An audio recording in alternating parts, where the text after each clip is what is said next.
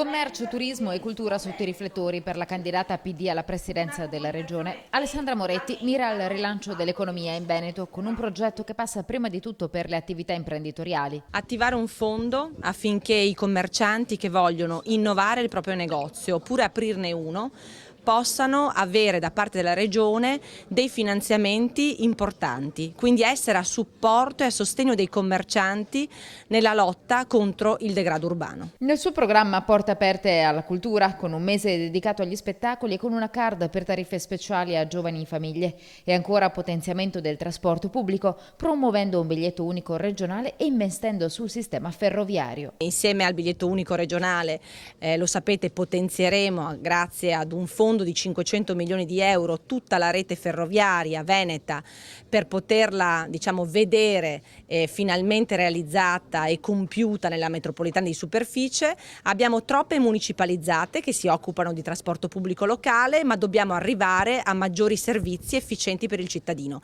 Farò il sindaco del Veneto, non il presidente, dichiara la Moretti, che per questa campagna trova l'appoggio di 5 liste.